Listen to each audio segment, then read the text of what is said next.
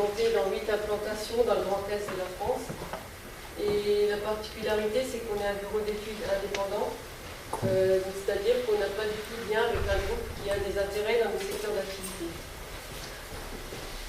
Donc au niveau de la carte des implantations dans le Grand Est de la France, donc le siège social c'est à Équirche, dans le Bas-Rhin. Et on a aussi des grandes agences donc, dans le Haut-Rhin, en Lorraine, à Strasbourg et à Dijon. Et certaines de ces agences ont des bureaux secondaires, donc pour quadriller l'Est de la France. Donc au niveau de nos moyens essentiellement humains, donc on est 126 personnes actuellement, et donc il y a 27 ingénieurs qui sont spécialisés. Alors on a beaucoup d'ingénieurs spécialisés en eau, assainissement, mais également quelques-uns en électricité, beaucoup pour de la voirie et un peu en génie civil. Donc au niveau de ces 27 ingénieurs, on est assisté par 63 techniciens, donc qui quadrillent aussi tous les domaines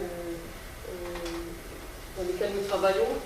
Et au niveau des techniciens, donc on recrute au niveau formation des étudiants qui ont Bac+2, donc dans des BTS ou des DUT. Une cellule paysagiste urbaniste qui s'est vraiment montée l'année dernière, parce qu'il y avait une forte demande dans les projets d'aménagement urbain d'avoir une vraie cellule paysage urbaniste. Donc là, c'est ce qu'on a mis en place. Et donc le service comptable administratif.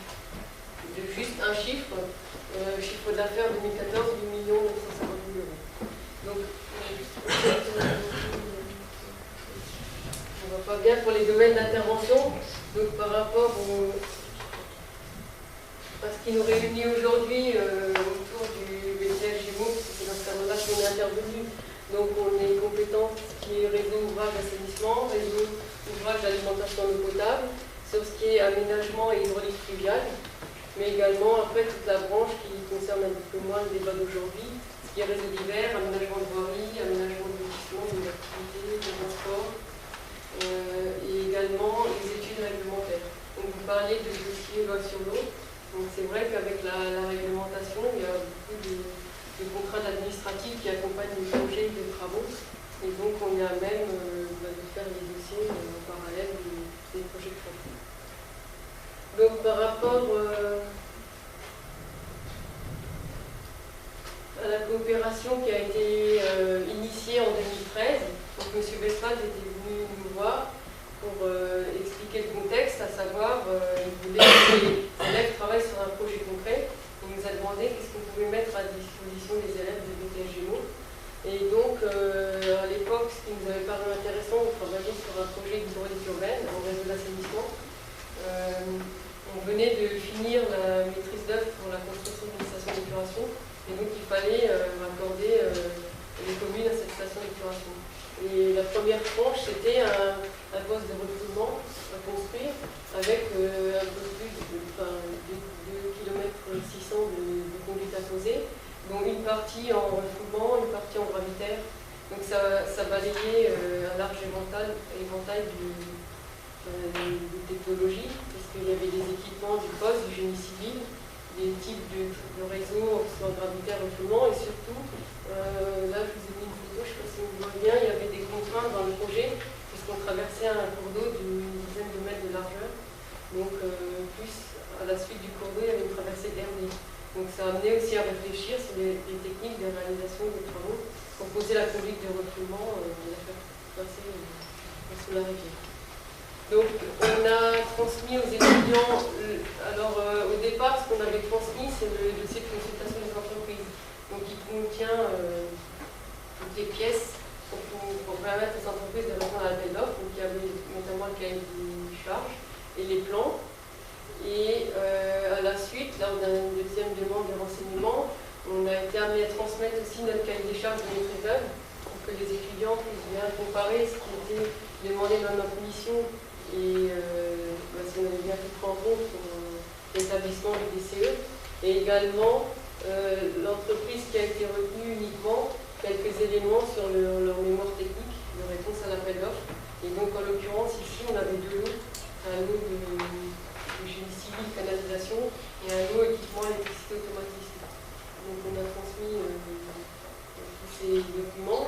Alors par rapport à cette collaboration, des objectifs qui doublent, déjà pour les étudiants, pour la formation en elle-même, c'était leur permettre de travailler sur un projet concret.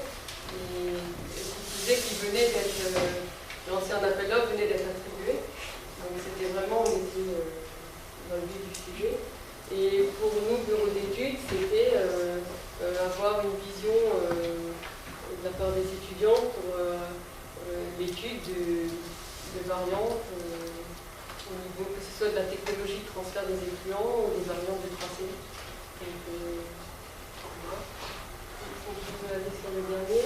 Alors, par rapport aux perspectives de cette première collaboration, alors, elle a été initiée. Comme on l'a vu, pour l'instant, on avait uniquement remis des documents pour que les élèves puissent travailler sur un projet réel. Ce qui est prévu, c'est de poursuivre le partenariat, donc il y ait plus d'intervention au niveau du bureau d'études. Ça veut dire qu'on vient de présenter les données de base au départ pour les étudiants et qu'après on vient également assister à leur rendu, c'est-à-dire qu'ils viennent nous présenter qu'est-ce qu'ils ont pu conclure en ayant travaillé sur le dossier. Et ça, c'est dans l'immédiat, c'est ce à quoi M. Westphal prend l'œuvre. Par contre, de notre côté à nous, ce qu'on avait imaginé, c'est à développer pour la situation future, c'est, alors là j'ai évoqué deux pistes, parce que ça on est confronté tous les jours, c'est intégration du développement durable dans les projets. Ça, il est vrai que c'est de plus en plus demandé par les collectivités. Donc, nous, d'un côté, on doit faire face à la demande de la collectivité, et après, on doit également écouter les avis de son exploitant. Et souvent, au niveau des projets qu'on met en œuvre, on sait ce qui fonctionne. Et on a, par exemple, typiquement là, pour un poste de refoulement qui nécessite de fortes consommations d'électricité annuelle, il faudrait se poser la question, est-ce qu'il n'y a pas d'autres technologies, d'autres types de pompes, par exemple, pour réduire les coûts d'exploitation. Après, au niveau de la maintenance des équipements aussi, on va essayer de réduire les coûts de main-d'œuvre. Et dernier aspect, prise en compte du développement durable, c'est qu'on a la phase du chantier. Il ne faut pas seulement raisonner une fois que le projet est construit. Ce qui est demandé aussi, c'est de plus en plus de prendre cet aspect développement durable en phase travaux. Le deuxième aspect qui nous intéresse, nous, en tant que bureau d'études, c'est aussi, donc nous, on fait une veille technologique, c'est de faire entrer l'innovation dans les projets, mais de manière concrète, parce que nous, on voit défiler beaucoup de sociétés qui viennent nous présenter leurs produits, leurs techniques, technologies, et donc après,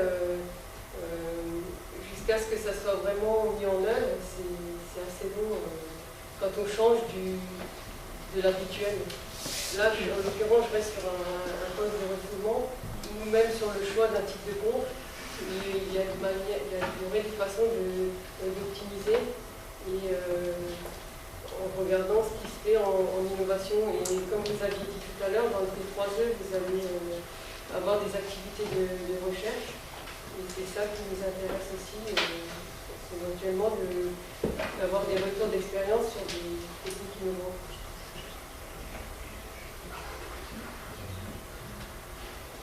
Donc voilà, moi je ne sais pas si vous avez des questions.